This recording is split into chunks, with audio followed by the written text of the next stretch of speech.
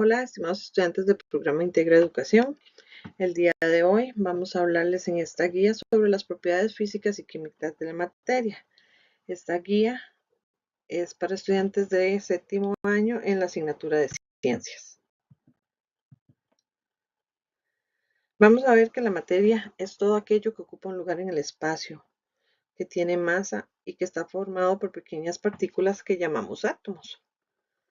Esta materia puede presentarse en diferentes estados, los cuales tienen diversas características específicas.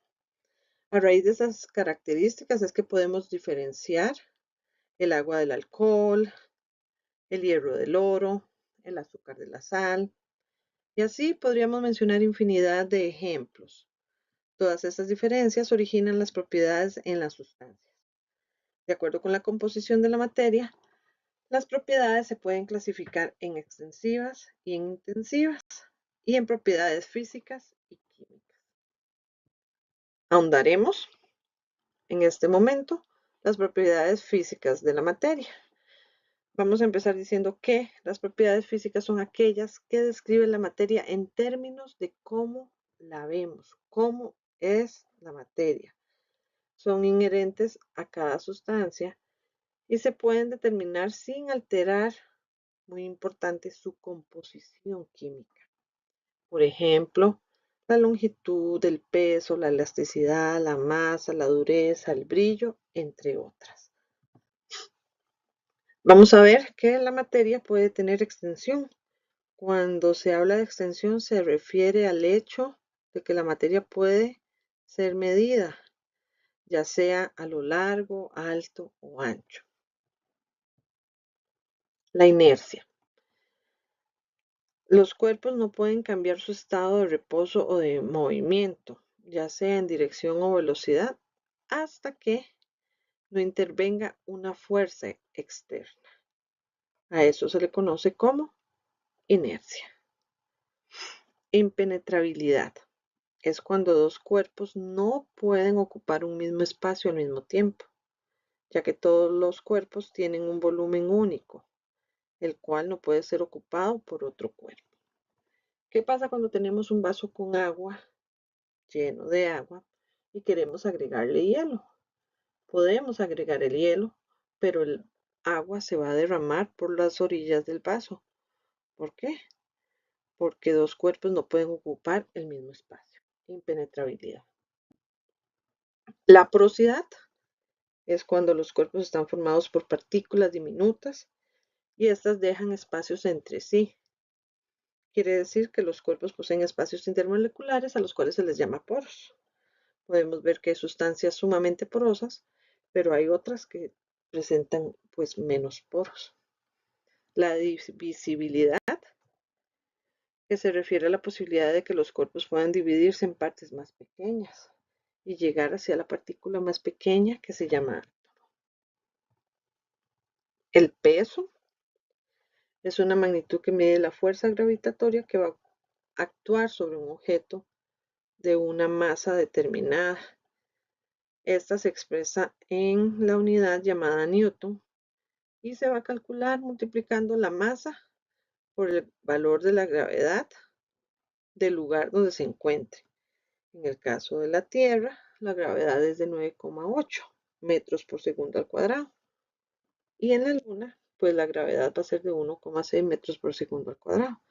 Por lo tanto, entre mayor sea la gravedad, mayor va a ser el peso de ese cuerpo.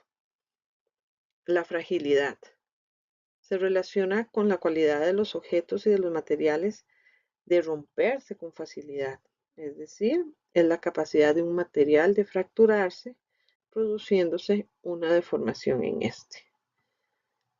Podemos hablar del huevo, del vidrio, que si uno los golpea fácilmente se van a quebrar o fracturar. El punto de ebullición es la temperatura a la cual la presión de vapor del líquido es igual a la presión del medio. Podemos decir que la temperatura a la cual la materia cambia del estado líquido al estado gaseoso. Cuando hervimos agua y esta empieza a burbujear, es que ha alcanzado su punto de ebullición y el agua por lo general ebulle a los 100 grados Celsius. Punto de fusión. Temperatura a la cual una sustancia cambia de estado sólido a líquido. Muchas veces nos ha sucedido que tenemos un cubo de hielo o estamos comiéndonos un helado y si el día está muy caliente, pues fácilmente se va a derretir. Eso es el punto de fusión. Claro está, hay metales que funden a altas temperaturas para pasar de un cuerpo sólido al estado líquido. Vamos a ver la densidad, que es una magnitud que mide la cantidad de masa por unidad de volumen. También vamos a tener lo que es la dureza, que determina su resistencia a sufrir rayones o deformaciones. El material más duro se llama diamante y el más blando se llama pues el talco. La solubilidad tiene que ver con la solubilidad en agua de una sustancia que mide la masa de la misma que se puede disolver en 100 gramos de agua. Entonces la solubilidad es la capacidad que tiene una sustancia de disolver otra sustancia en ella. Y la conductividad, más que todo hablamos de conducción eléctrica, se refiere a la capacidad para transmitir una corriente a través de un cuerpo. Por lo general, los elementos químicos que son metales, ellos tienden a tener buena conducción eléctrica. Vamos con las propiedades químicas de la materia. Son las que van a explicar la capacidad de una sustancia de reaccionar con otras para producir nuevas sustancias. Por ejemplo, la capacidad que tiene el hierro al oxidarse o la gasolina para arder, la reactividad, ciertas sustancias se pueden descomponer, las plantas realizan su fotosíntesis, la polaridad, la masa molar, la concentración, entre otras, van a ser propiedades químicas de la materia. Vamos a desarrollar algunas de ellas. La oxidación. ¿Cuántas veces hemos pasado por varios lugares y hemos visto carros oxidados a la intemperie? Pasamos por algún lugar y hay un portón oxidado y no hay que ir muy lejos. Una moneda, por ejemplo, también se puede oxidar. ¿Pero qué es la oxidación? Es la posibilidad de una sustancia de modificarse cuando se combina con el oxígeno. Los ejemplos más comunes son los metales que se oxidan muy fácilmente cuando entran en contacto con el oxígeno.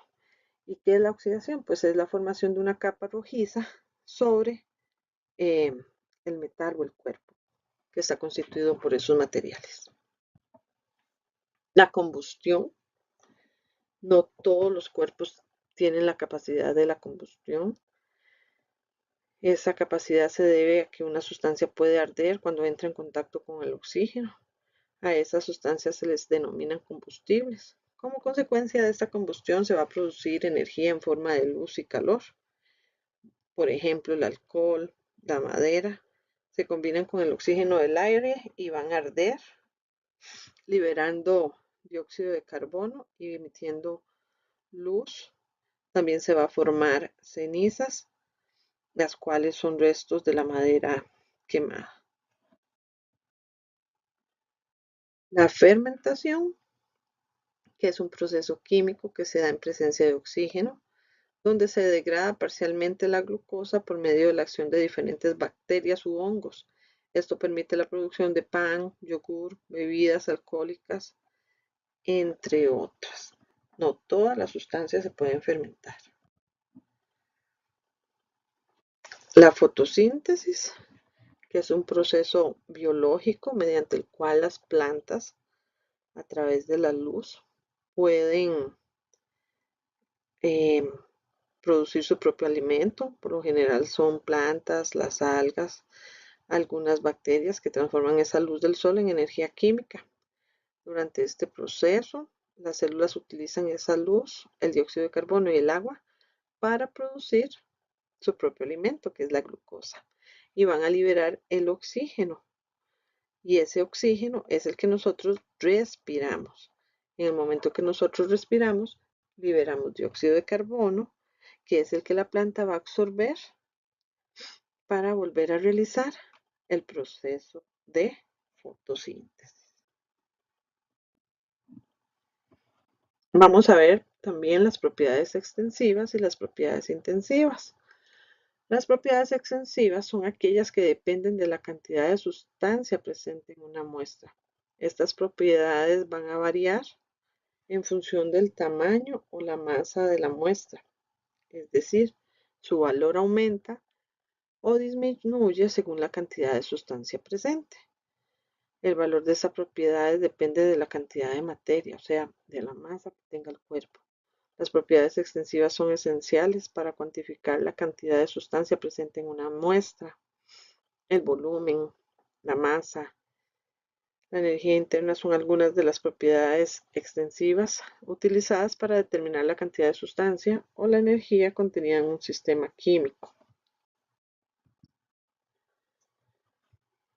Y por último abarcaremos las propiedades intensivas. Son características específicas de las sustancias y no varían con su tamaño o masa, por lo que no dependen de la cantidad de sustancia presente en esa muestra. Eso quiere decir que estas propiedades no cambian independientemente si tenemos una pequeña o una gran cantidad de sustancia. Las propiedades intensivas son especialmente útiles en la química para caracterizar y clasificar diferentes sustancias. La densidad, por ejemplo, puede ayudarnos a identificar si una sustancia es sólida o líquida, mientras que el punto de fusión nos indica a qué temperatura se convierte esta en un líquido. Espero que esta guía les sea de mucha ayuda para poder comprender esas propiedades físicas, químicas, intensivas y extensivas de la materia. Nos vemos próximamente en otra guía. Saludos, que estén muy bien.